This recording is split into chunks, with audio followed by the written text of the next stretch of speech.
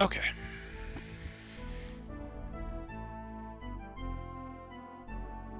Let's hope that it can maintain something resembling a stable connection here.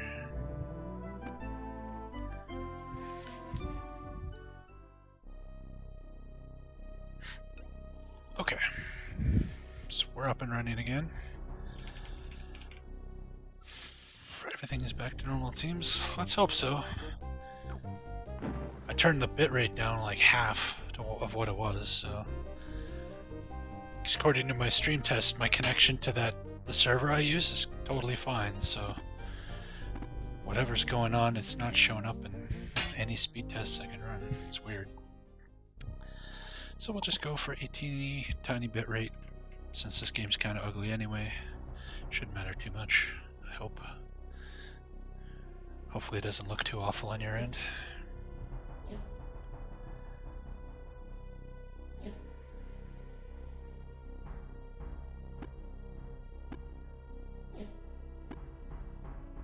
Looks fine. Okay, good.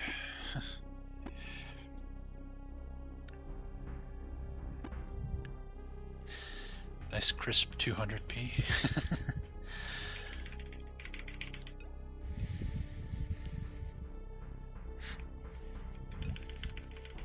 It's the charming Gorath.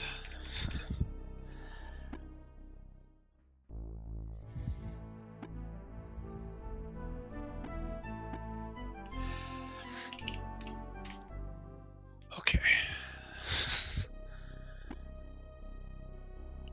Just need my internet to hold up long enough for me to finish this sumbitch. Then I can crap the bed. Everyone's thirsty for Gorath. I mean, you just gotta look at the guy, right? Like, who doesn't want an elven Colonel Sanders? We just walked right by a treasure chest. Oh, let's not fuck with that. Dead end.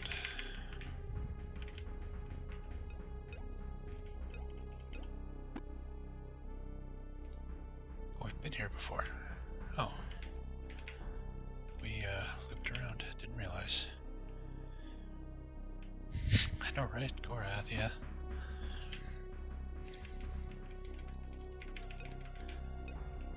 What do the kids call it? Husbando or whatever the hell?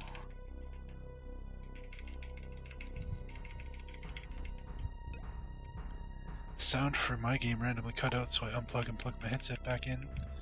And once I plug it back in, it still wasn't working, so I closed out the emulator and tried to reopen it, but every time I tried to reopen it, it would say the program wasn't responding. Then I unplugged my headset, put it in a different port, and everything worked perfectly.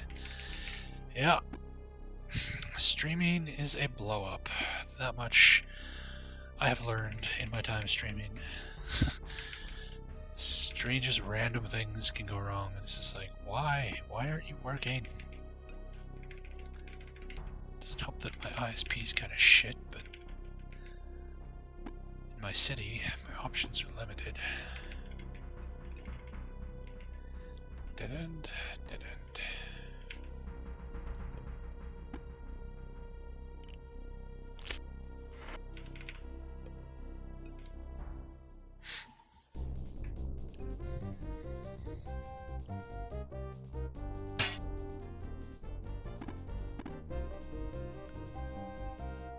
You ain't getting away from me. Sorry, man. It ain't happening. Stealth ability has increased. One whole ration and some cash that we'll never be able to spend. Yes.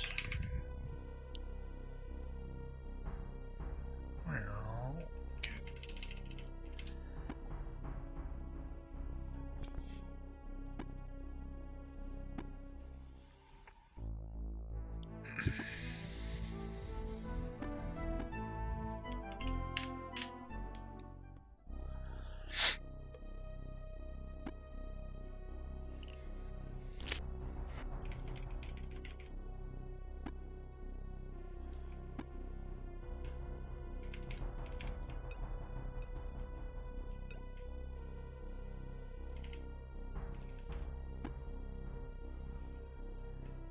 Oh no, this looped around to somewhere we've been already as well. Okay, let's go this way, I guess.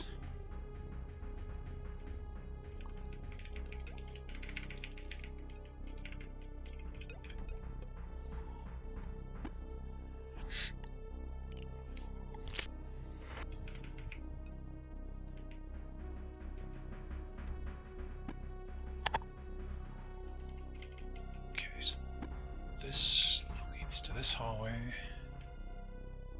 This is just a treasure chest.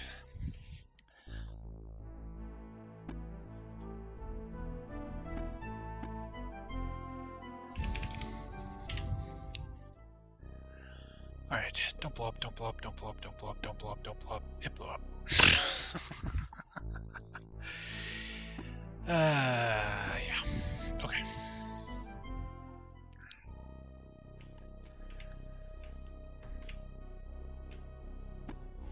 So, is this a path or is this a dead end? Same with this. Don't know. Let's go find out. I love that you can walk around with a map. Wish more games did that.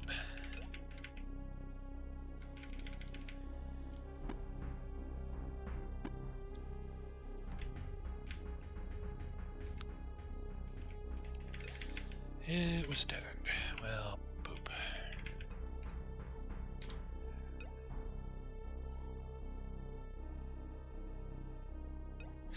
Well, I haven't dropped any frames. That's good.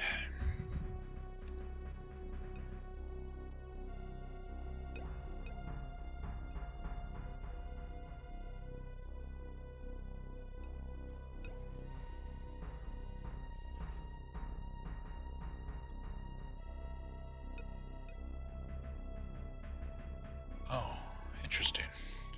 Really? So apparently we can like use this cup over and over to learn more spells. Just goes through a bunch of rations.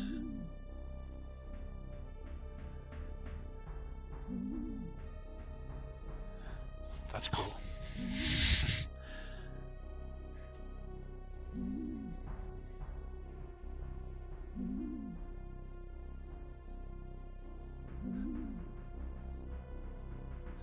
I don't know if that's all of them, but that should be plenty, hopefully. What are you doing? Okay, so...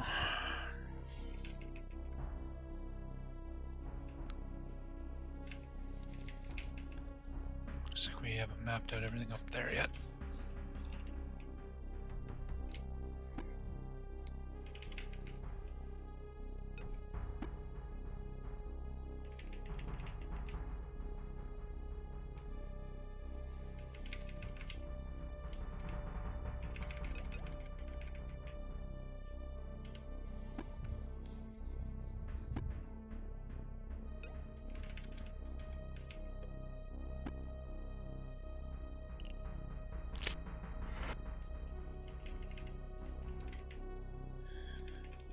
Anything in here? Nothing. Really? Okay.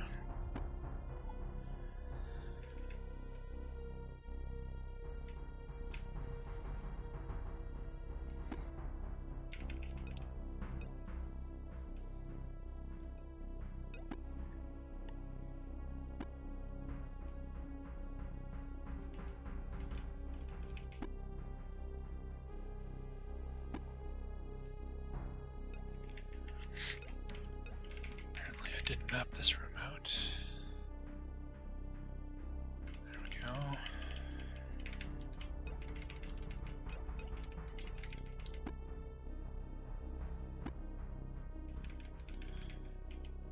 And we didn't map this room out for some strange reason.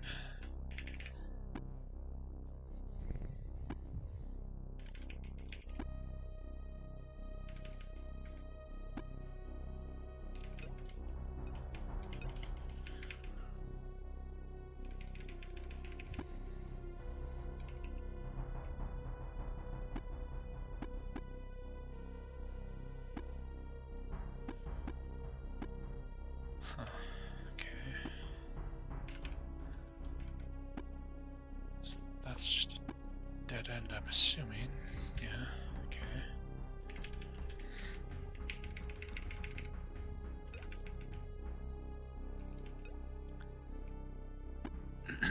Excuse me. We might have to go back up to the first floor. There might be some more stuff up there that we missed. This is a dead end with a chest. It's probably gonna blow up and kill the party. Alright.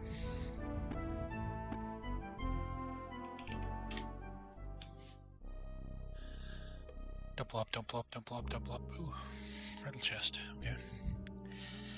What is the thing that having it, you can no longer give it away, but lacking it, for the moment at least, you can give it to those who must pay? You have it, you can't give it away, but when you don't have it, you can give it to those who must pay.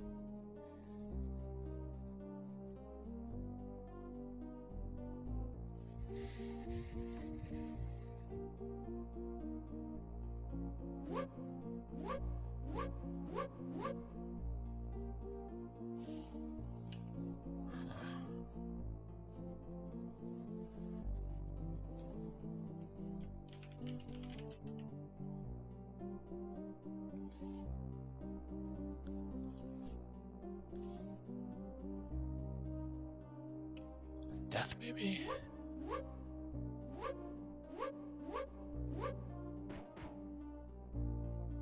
Death.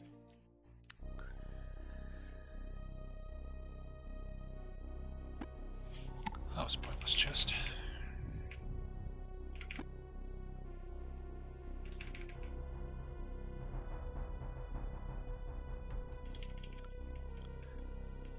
A lot are death related, yep. Oh, Jesus! We almost walked right into that pit. That would have been awesome. Good God. Scared the crap out of me. That's dead end. I think we've been everywhere. Oh no, we haven't mapped this room out. Hold on. There might be more.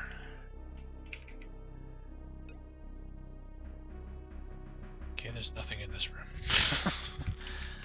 Awesome.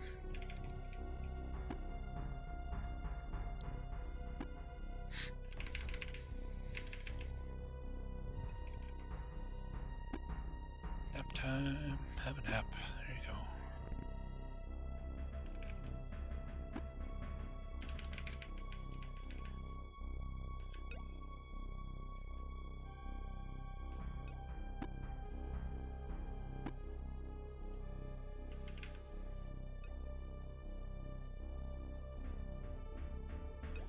Right, this is the way back up, right? Yeah, okay. I think we've, pretty sure we've been everywhere. Whereas there's tons and tons of places we haven't been up here yet. We just kind of found the stairs and we're like, yeah, let's take them. Why not? Okay. Map out that room.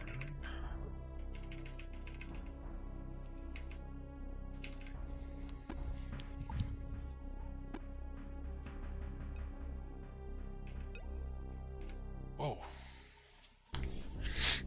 These guys. Hello, big fella. Huh. Some kind of giants or something.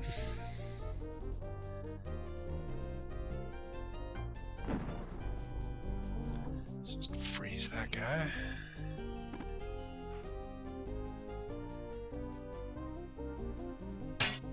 Bang. Whoops. Ah, whatever.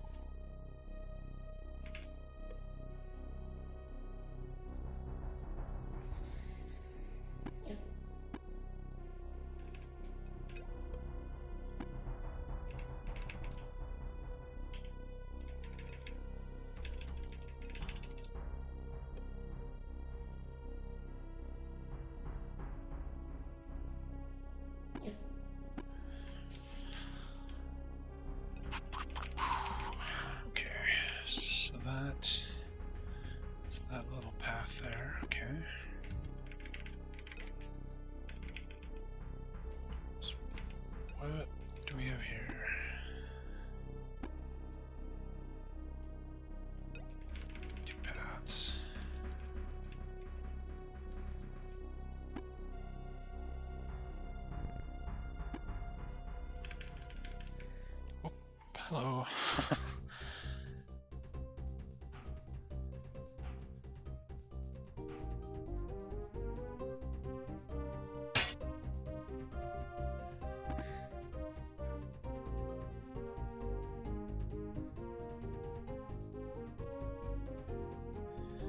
Really? I can't get a beat on anybody?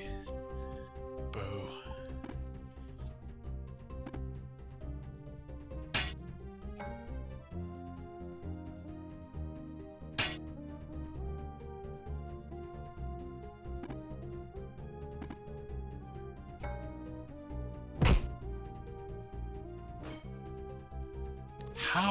How? 145% chance to hit. What the hell?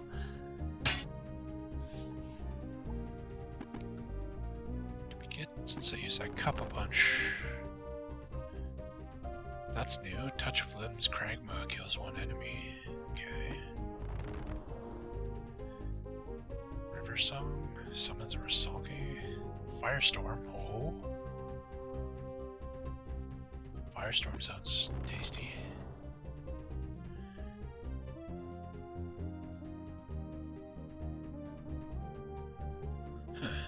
Pushcaster for, oh, you can like shove people away with your spells.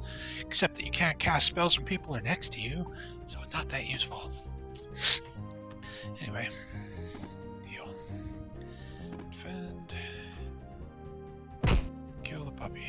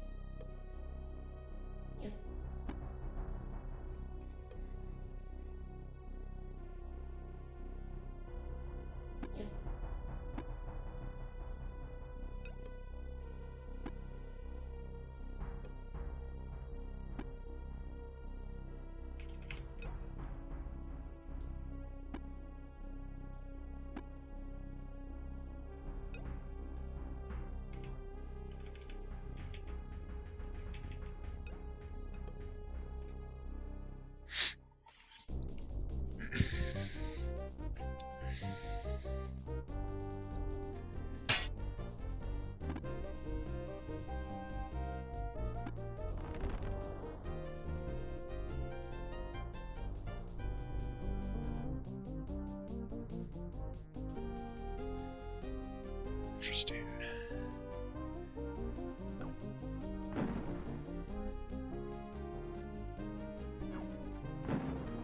Oh, there we go. I was like, that doesn't seem like much of a storm, but that's a little better. Damn. That's a pretty good spell.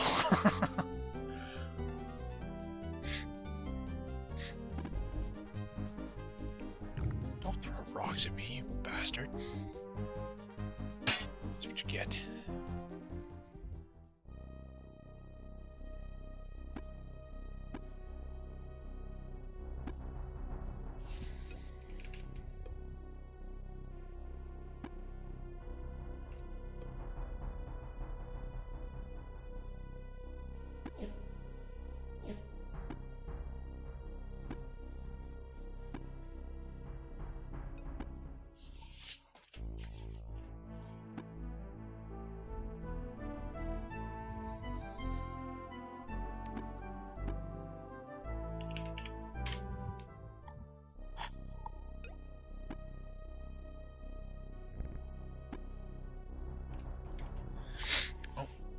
It is much the same as the magical perimeters the Temeranian gods use. Mikala must have learned their nature while he was there.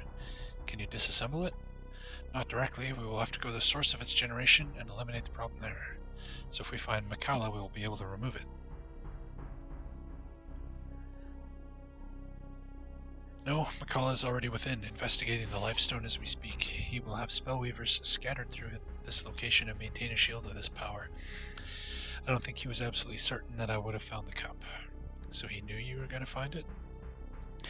About 2 years ago, he was absent from Midkemia for a number of months. Shortly after, I informed him that I would divulge no more about his chamber and the events at the end of the Great Uprising of the Mordell.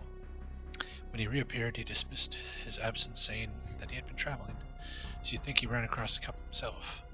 Among other things, it's the only way he could have known about its powers and left it for me to discover. It is also probably about the time he decided to make contact with the Mordell. It's time we found the six. Delican's magical assistants? Not having seen them, I can't be certain whether they are native or not, but I suspect they aren't Mordell spellweavers, despite whatever appearance they may be using. Makala has played your ruler for a fool. Delican won't stand to benefit in the slightest from this raid, despite anything Makala might have indicated. Enough speculation. The sooner we find the six, the sooner we can get the shield down. Flakes of the frosted variety with the addition of Lucky Charms, style consistency, marshmallows. I'm finding them to be only okay. Huh. Barrier is still there. See, we found all those individual wizards downstairs. Maybe we didn't find 6 of them? Maybe 4 of them are up here? I don't know. Dead end.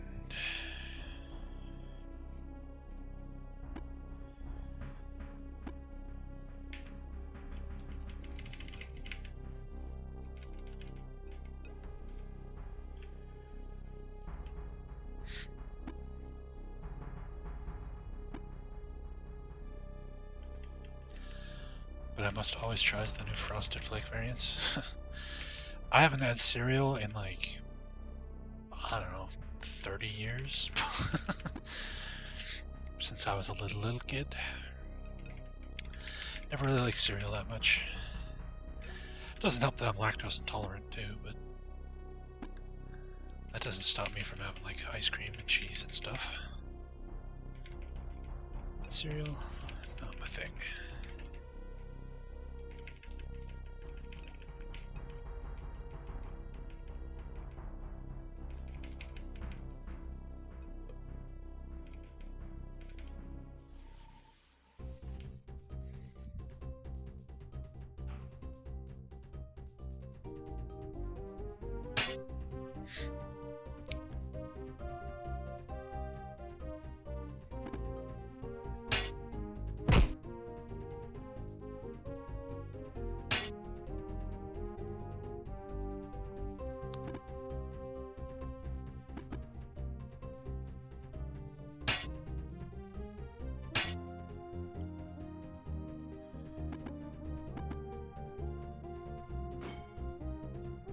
What the fuck? That is so odd. Like, it happens so frequently that there's just something about the, like, accuracy calculation that's clearly completely bunged up. Either that or it's like a D&D system with critical misses and I'm just rolling natural ones constantly, or the equivalent thereof.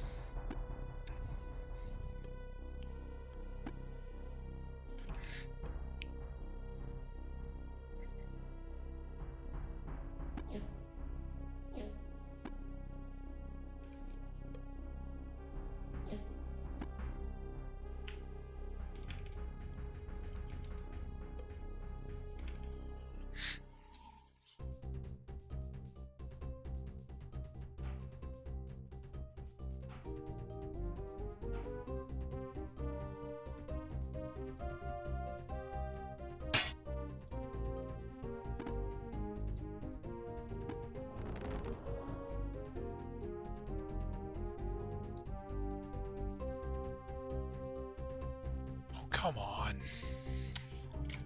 No line of sight.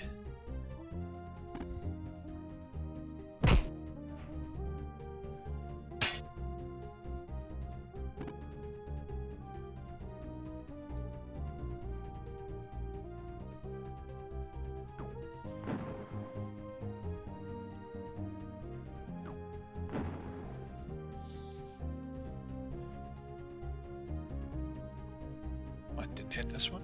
Boo.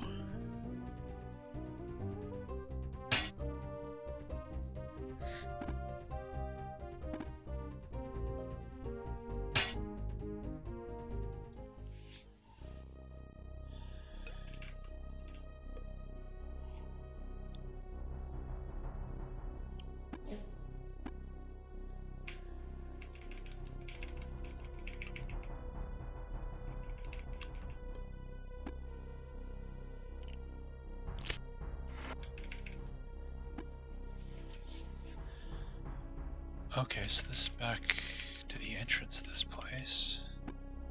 Okay, fair enough.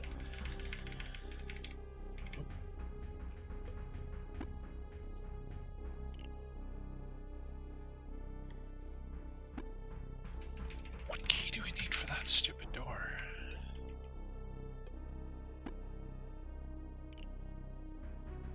Really?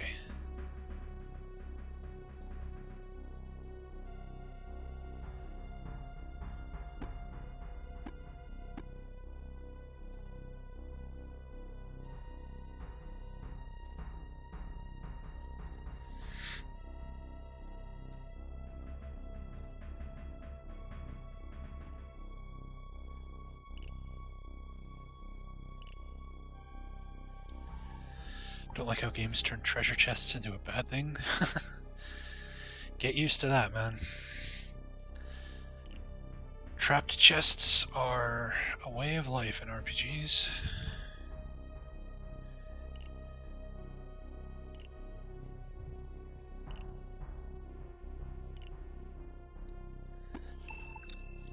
Huh.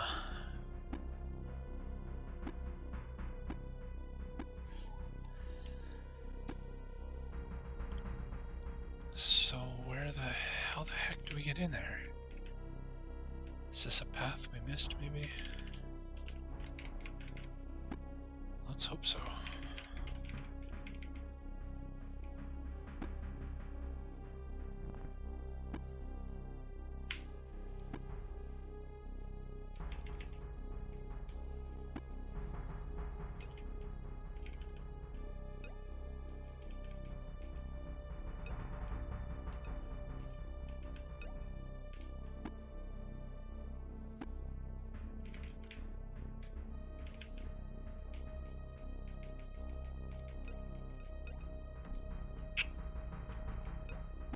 Shit.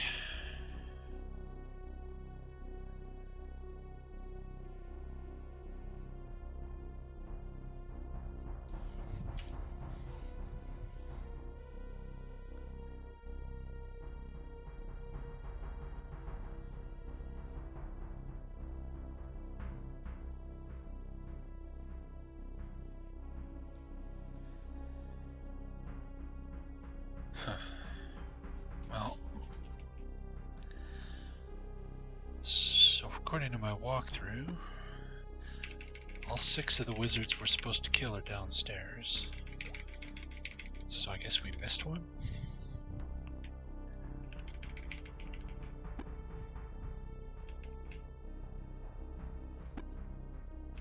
Is this the way? Yeah, this is the way down. Okay.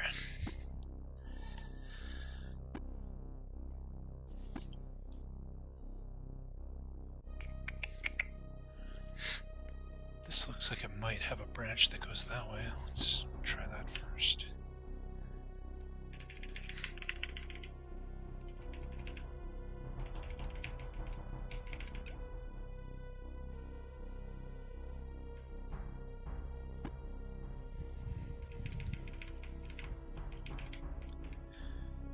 Here we go. And there's the last spellweaver. Alright. You stupid jackass.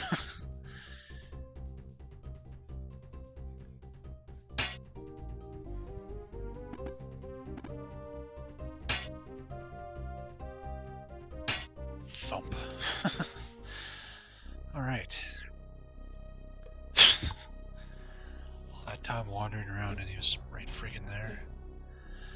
That's annoying. Oh well, we got him. It's all good. I built this room for no reason other than my OCD. And let's see what these chests are about. Hopefully they're riddle chests.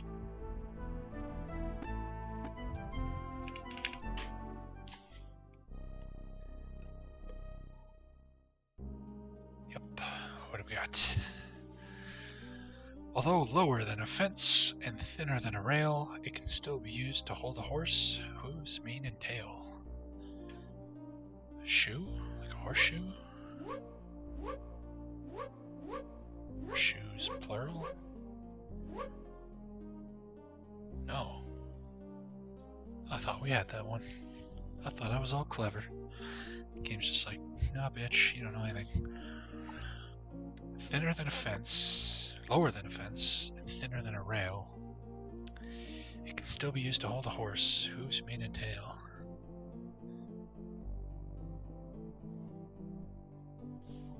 Reins, maybe? Grass? Let's try reins. Not reins. Grass? It's not grass.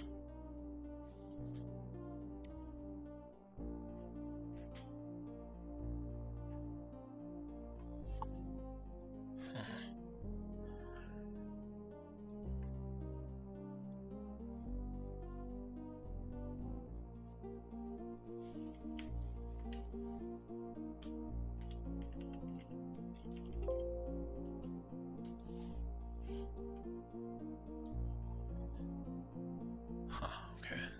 Apparently it's steak.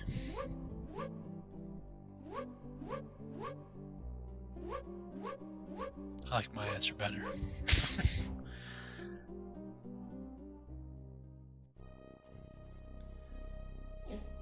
More healing potions.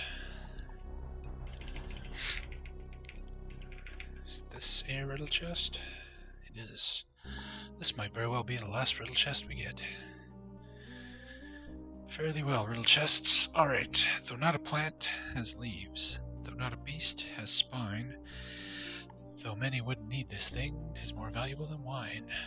I guess that's a book.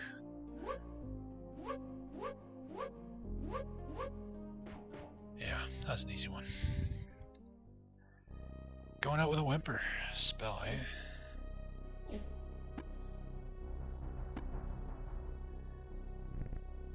Apparently it was a spell I didn't have, somehow. With Ultima 2 I had to use a walkthrough almost from start to finish. The hints were so vague and scattered, and the time gates were so confusing. So now trying to get through 3 without any assistance. 3 is a lot more doable that way. Just make sure you talk to everybody and maybe have like Notepad open and take notes. When people tell you things that sound even remotely important, write it down. Do that and you'll be okay. Yeah, Ultima 2 is ridiculous. Game doesn't make any sense half the time. You go traveling through time. What the hell is this? Oh, okay. The 6 should all be dead now.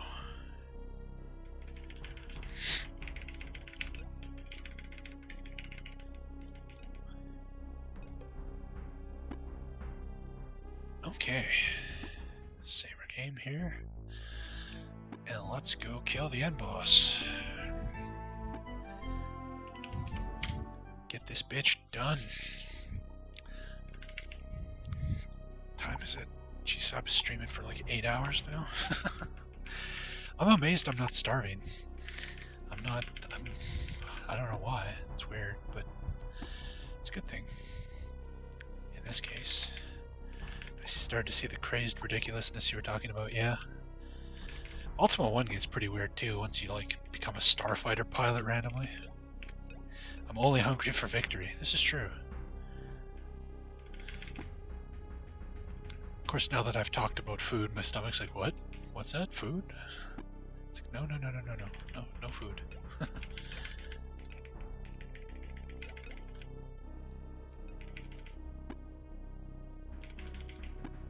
Can't remember where this was. I'm assuming it's all the way up here. Could be wrong though. No. Shit.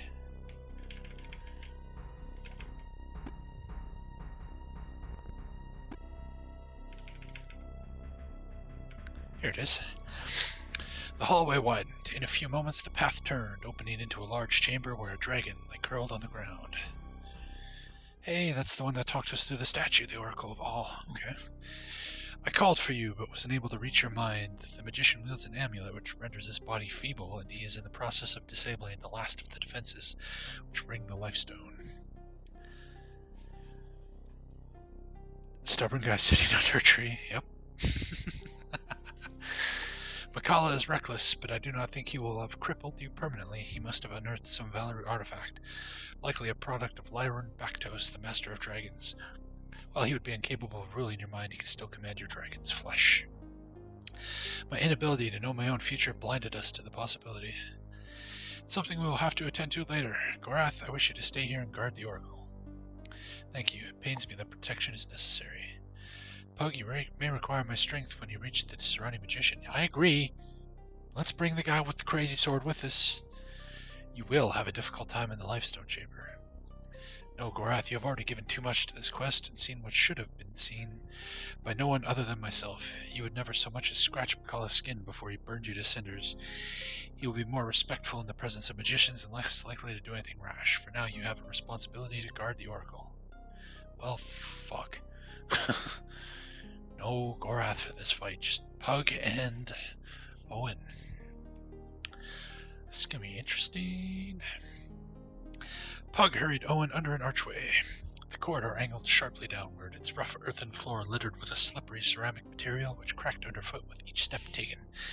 In places, the boy glimpsed ancient frescoes of a Moradel-looking race who stared back at him with eyes filled with enigmatic hate, the cause of which had been millions of years dead. Following a slow bend, they arrived at last at what looked to be a stone wall, but quickly Pug muttered a few words, and the door shimmered away into nothingness. Beyond lay a vast chamber, and Makala was waiting for them.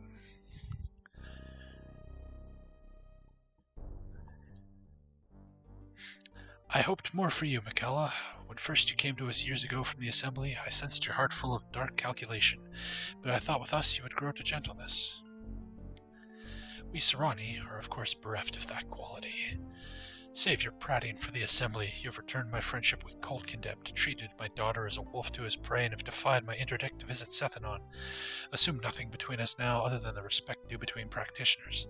Why has the Assembly of Magicians seen fit to interpose itself into Midkimian affairs? As a whole, the Assembly was unable to reach consensus on this matter. They hesitate to dabble in matters that might arouse your ire. Otherwise disposed, with a small problem concerning House Akoma, they decided those who felt this investigation necessary could conduct it of their own volition. I undertook that responsibility. I should be careful taking such weight upon your shoulders. It may yet crush you.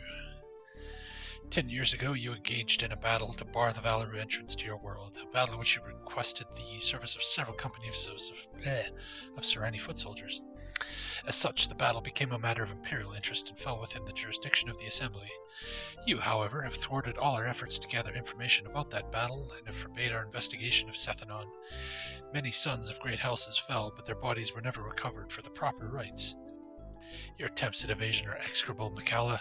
Never has the Assembly concerned itself with the souls of the dead, and I don't believe they're practicing a newfound piety. You wish to learn how I defeated the Valeru. Indeed, how could we not? The Valeru were a race of unspeakable evil and dread power who once nearly destroyed our world. Although my brothers harbor you the greatest respect, Pug, you would be incapable of turning aside such monstrous power unaided.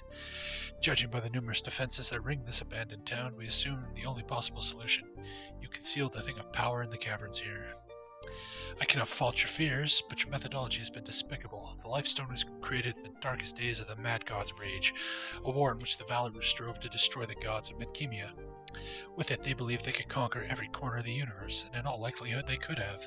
It must be eternally locked away here, and its existence must die out with that small handful of us that have looked upon it. You'll speak to none of the Assembly about what you have found here, or you shall answer to me. I cannot in good conscience keep such a secret. What if such a weapon were wielded against the Empire? Could not such a weapon lay waste to all her children? We cannot simply bury such a weapon. It must be destroyed for the good of all future generations of the Empire and the Kingdom. Impossible. We have no way to know what would happen if we attempted to destroy it. It may not be tested without potentially disturbing the Valeru whose souls now occupy the stone.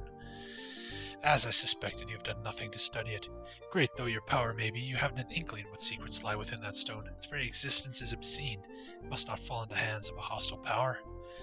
Makala, do not tamper with the stone. It must be left untouched for the good of all. I judge now, as is my right, as a great one of the Assembly of Magicians, it must be destroyed, Pug, for the good of the Empire. Here we go.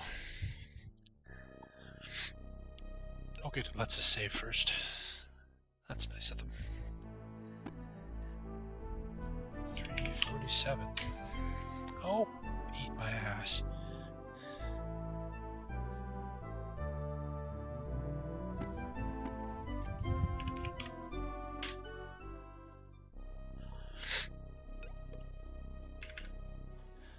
Makala raised his staff, not wanting to strike down the Serrani, but realizing the choice was being made for him.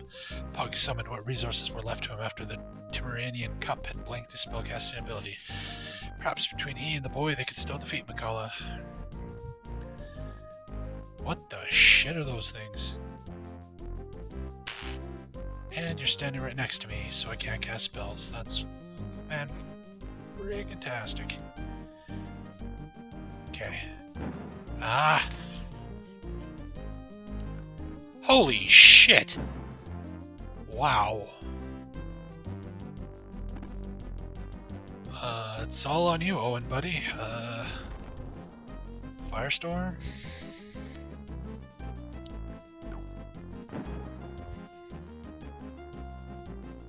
$60. Shit, it hit the rock!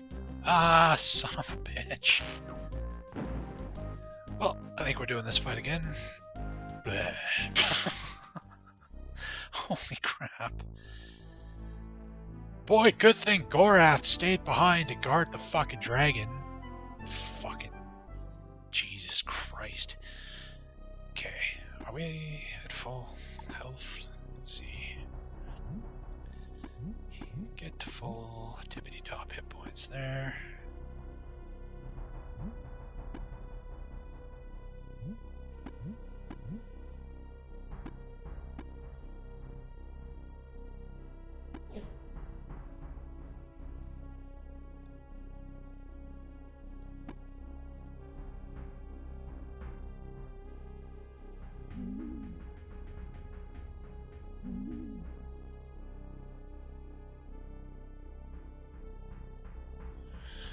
Okay, none of these things do anything outside of battle.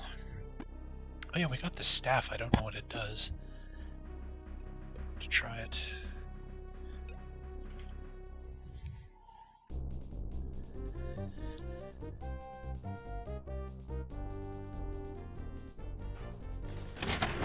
Ah, fuck. Okay, 20 damage. I can live. Oh no, what's he doing? Okay, that's not the worst thing to happen. Okay, let's get away from the rock so that doesn't block my shot. You cast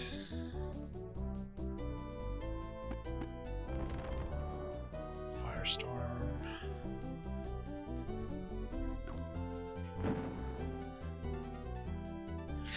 No, he's being quite literal. This crazy guy sitting under a tree who holds the keys to beating that game. Ultima 2 is a weird, weird game. Ow.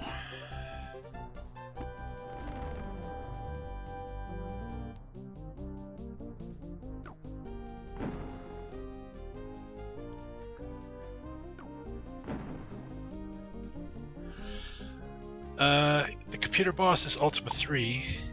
The time machine is Ultima 2, yeah.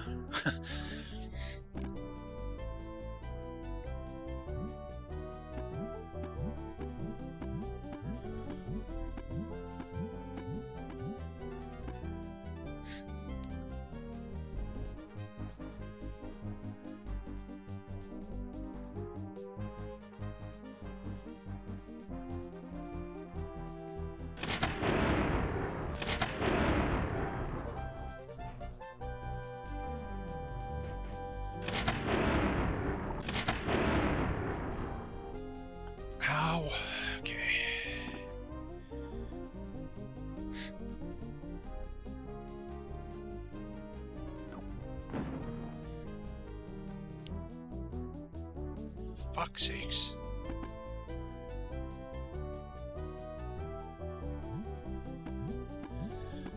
Love that you can just spam your health potions during your turn. Just hold up, guys. I'm just gonna drink like 20 potions here. Let's see what this staff does.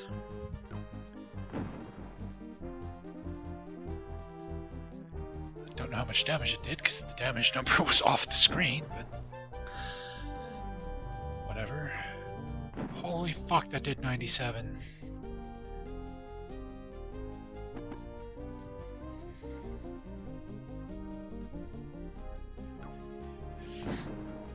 Please die. How much health do you have, you motherfucker? Not to mention your friends. Just yes, one of them's dead. Okay. Oh, Pug. Oh, Pug. Drinky, drinky. Drinky, drinky, drinky.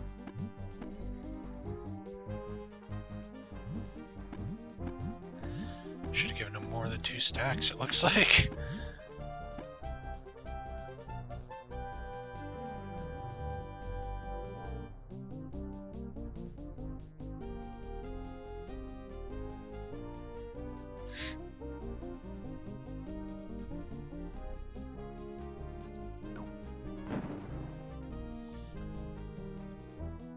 Yes!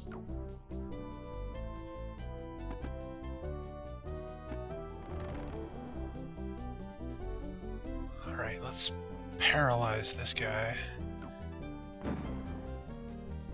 Assuming he can be. Yeah! We got this. We got this! Where's that death spell?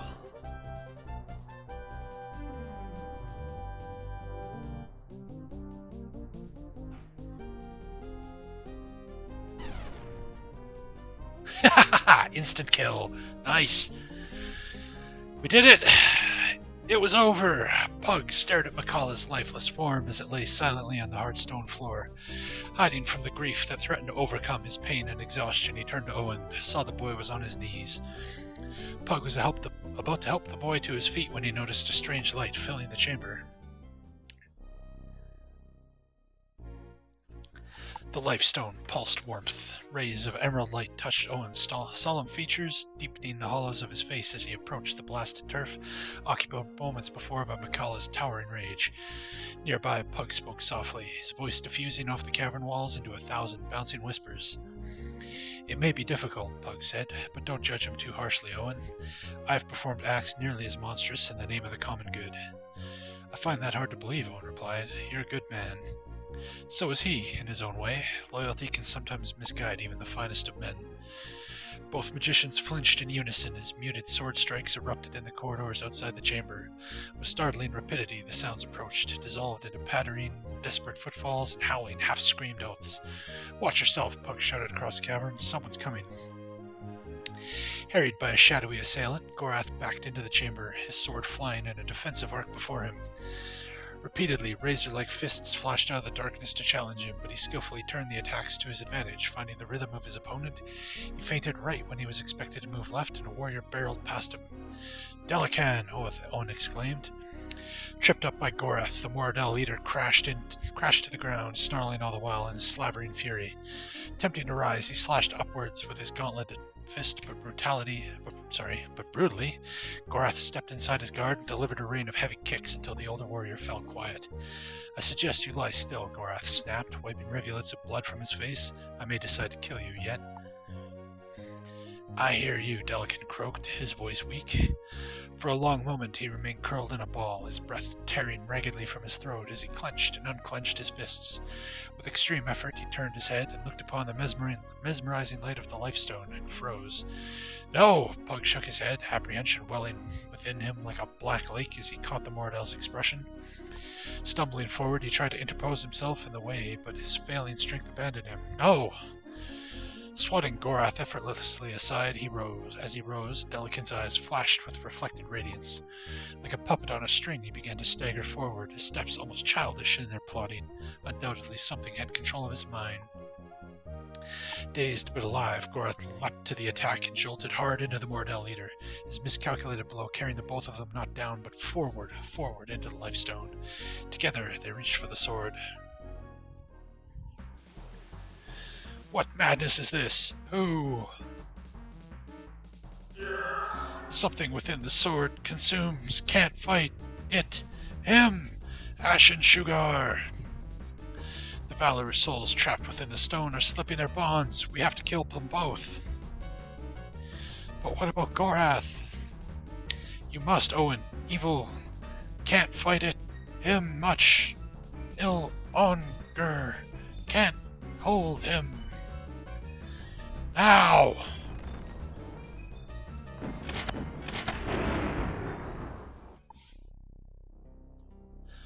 Owen stared blankly at the lifestone. We killed him, Owen said, a bitter hurt in his words. He came to the kingdom to warn us, and we killed him. Don't be petulant, Owen. This isn't the time for it. Petulant? He just murdered his friend. It's not being petulant. Pug, you dick. Glaring at Pug with shock, Owen opened his mouth to reply, but found that adequate words failed him. Angered, he turned as if to leave, but felt the Master Magician's hand on his shoulder. Wait, Pug said, his voice more gentle than it had been. Meeting the boy's hateful gaze, he motioned for him to stay. You must understand, Gorath was dead the minute he touched the sword. If we had hesitated another moment longer, both he and Delican would be dead, and an unspeakable evil would be loose on our world. When Delican began to change, you could see the Valoru were attempting to mold them into a form they could use. Do you remember the terrible devastation we saw in Temeriania? That would be a paradise compared to the lives we would lead under their dominion. I'm telling you this because you now have knowledge and abilities which come with terrible responsibilities. You have to make decisions far worse than this someday. If you continue down the path you are on, you're going to have to learn to think before you act, but never to regret your decisions, right or wrong. Otherwise, you will slowly begin to not make decisions at all. But how can I know which are the right decisions? Owen asked. How can I be sure? Pug squeezed his shoulder. You need to live to a ripe old age to know that, and I'm not nearly old enough to have an answer. All I know is what Macross the Black once told me. He said to train those around me well, to make them powerful, but also to make them loving and generous. I see those things in you.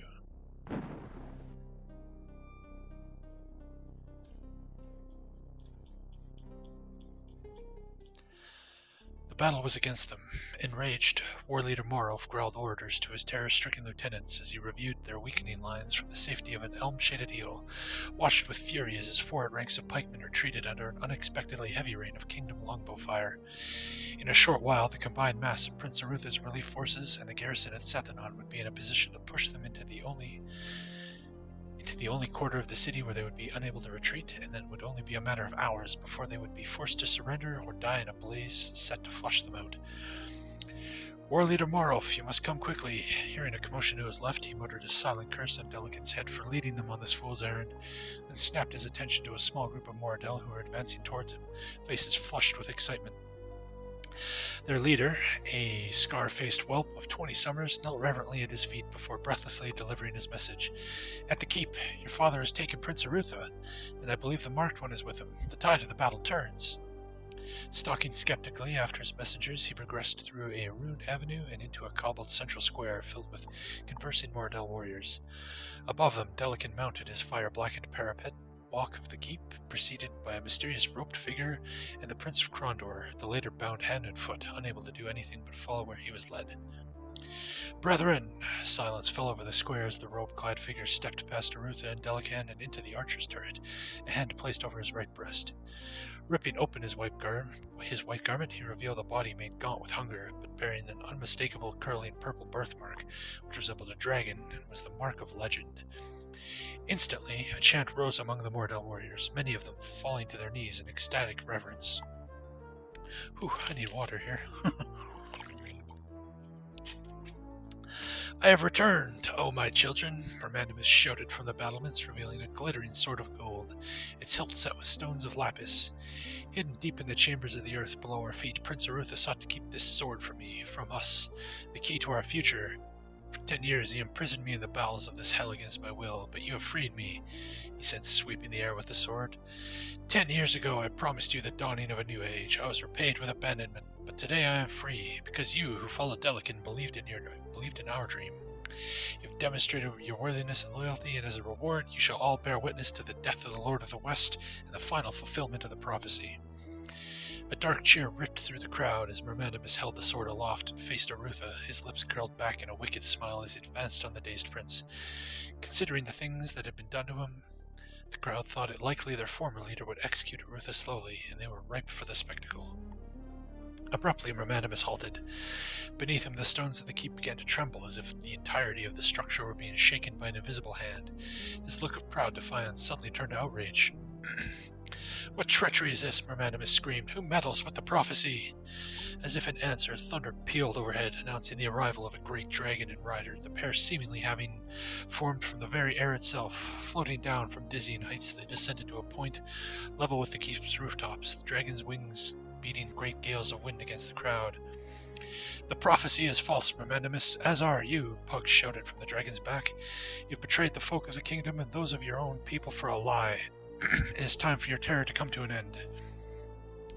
At Pug's command, Arutha ducked, narrowly averting death as the dragon skimmed low overhead, lashing the battlements with its titanic whip-like tail, hurling both Mermanimus and Delican screaming like babes into the horrified hordes who watched far below. Fanning away from the impact of the two, bystanders hastened to escape, fearing a possible second attack from the flying dragon and his equally menacing rider. Standing in the midst of the crowd, Morelf looked on, void of pain or fear, his voice calm and clear as he addressed a goblin lieutenant who stood near him. "Gather your kin and call the retreat. Lord Morelf, we may still win. Lead us." Coloring the green-skinned creature, Morelf lifted him off his feet. "I now lead the nations of the north, and my first command is that I shall lead us home. Call the retreat." Morelf spat, hurling the goblin backwards. "The day is theirs, but I must see to something first." Disregarding the panicked warriors who sought egress from the square, Morelf picked his way over the burning rubble to where his father lay dead, his wolfish eyes reflecting only the clouds of smoke which drifted through Sethanon. For all his father's grand schemes, for all the things he had thought to accomplish, he was nothing now, nothing but a hulk of dead flesh. He'd been a fool to trust the surrounding magician. Leaning over the dead body, Morelf snatched up the golden sword which Mermanimus had retrieved from the caverns below. Although he knew very little of the prophecy which had inspired both his father and Mermanimus to their deaths, he had no intention of wasting what little they had gained in the battle. Perhaps when he returned to the Northlands, he could still find a way to harness the power of the artifact, assuming it had any power at all. Morelf! Turning, the Mordell war leader had no time to react before the lightning-quick assassin was upon him, driving a knife skillfully through his left eye and deep into his brain, killing him instantly. Without a sound, he crumpled to the ground across his dead father, dropping the sword even before he could raise it. Smiling coldly, Narab withdrew his knife and wiped clean the grey flesh from its bone blade, then snatched Mermanimus' prized sword from where it lay abandoned on the ground. One by one, he had borne witness to the destruction of his rivals, Gorath of the Ardanian, his own brother Nago, Delican, and his son Morelf, all destroyed by their own greed or inaction. Now there would be the matter of dealing with the bitch Lialan, who had been Delican's mate. Then he might even claim the throne of Sargoth for himself, assuming no bastard yet of the former war leader claimed the right. My god, this is a lot of text. It would be of small consequence, however, for now he possessed what they had all sought. Assuming he lived, he would learn to exploit his newfound advantage. Resheathing his knife in his boot, he spotted a slow-moving band of Mordell limping towards the dim wood, and he hurried to join them, blending in with the crowd in the same manner in which he had come to Sethanon, as an unrecognizable face in a mob of the beaten and the angry. Arutha watched with mild wonder as Pug conjured the prince's duplicate into non-existence, then just as quickly eliminated the remarkably lifelike illusions of Delican and Mermanimus who lay crumpled on the ground below the keep. The corpse of Delican's son would have to be removed later by less arcane means. "A shame we didn't have you with us at Armagar, cousin," Pug, Arutha said. "A performance such as that before Mermanimus' troops might have won us the battle." Pug shook his head. "Spectacle won't win your battles, but at least it may prevent the Dark Brothers from plotting another attack against Sethanon. With a dozen or more Mordell witnesses you've left alive on the battlefield, most of them should return alive to the Northlands. Having seen their leaders die, and possessing the objects Mermanimus sought, they'll have little reason to return here." "Let's hope," Arutha said. "I've little desire to do this again." "What about the artifact?" Owen asked. "A useless sword," Pug replied with a grin. "The Oracle of All indicated a hidden room where I might find it when I asked for assistance with the plan. Shortly after that Mordell gentleman who picked it up returns to Sargoth, he will discover it useless and curse the names of both of them for having spilled so much Mordell blood on false prophecies." Seeing James and Locklear poking about in the ruins near the keep, Arutha scowled. "I have a feeling those two are going to keep me busy for months with their questions about this place. Fortunately, they're loyal. If I tell them the subject is closed, they'll both trust me enough to leave the issue alone." "You can always tell them the sword was truly what was buried here," Owen suggested. "The answer is good enough for the Mordell." Arutha shook his head. Lockley will probably forget the matter once he sees a pretty young face in Krondor, but Jimmy is different. He won't accept it, though he will never ask anything more. I don't like that I will have to lie to him. He's as loyal a subject as I've ever had. What about the Serrani? Owen asked. Nodding, Arutha seemed equally concerned with Pug's answer. I shall have to talk with them. A well-respected member of the Assembly of Magicians, named Hachipepa, already knows something of the event, and he will help me assuage their fears, Pug said. Thankfully, they have had their hands tied with another bothersome individual at the moment. Satisfied, Arutha said his farewells and moved off to be of assistance in evacuating the remaining soldiers from the area, fearing that some might become too curious and discover things best left unfound. While watching the prince depart, Pug smiled quietly to himself, gaining Owen's attention. You seem pleased about something, Owen said. What is it? You will note that the prince said nothing about your silence, Pug said. You know the secret of Seth and Owen. In all of Midkemia, only Prince Arutha, King Liam, Duke Martin, Thomas of Elvendar, and myself truly knows what lies beneath our feet. As if to reinforce the point, Pug tapped his staff at Owen's feet. What are you saying? Smiling, Pug began to lead him down the winding paths toward the city's smashed southern gate. What that means is the prince expects me to guarantee your silence. That'll be difficult to do. With you in Tyburn and me at the Academy of Magicians in Stardock, it'll require that I make a number of long and tiresome journeys for the sole purpose of ensuring you keep your silence. It seems a waste of time. Stopping to look into the sunset, Pug seemed lost in thought. Of course, it is possible I could take you on as a student of magic, your living expenses paid in full by Prince Arutha. Are you interested in becoming a true magician, Owen? Laughing for the first time in a great while, Owen twirled his staff in his hands. I've never wanted anything else. Boom. There we go. We're done. No credit roll, but we did it. Yay! That was almost 9-hour long stream, but we finished it. Game is done. That's a great game.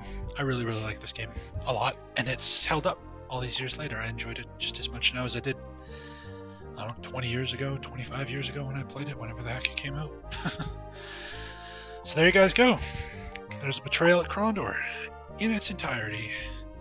All 40-ish hours. So I will be back tomorrow. We'll be starting something new. Don't really know what. I've got a few games I kind of want to play, but I'll have to wait until I actually sit down before my brain decides on one of them. So, thank you everybody for watching. If you're not following, feel free to follow the stream. Get notified when we stream again, which is pretty much every damn day. And if you want to sit tight, I'll see if anybody's doing anything cool. I'll give them a host. This works. Dark Seed. It's a cool adventure game with H.R. Geiger art. Alright guys, thanks again. I will hopefully see you tomorrow. Have a good one. Take care.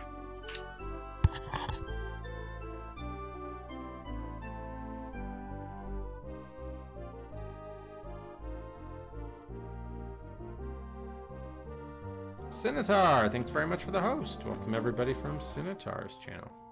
The pilot flame is out.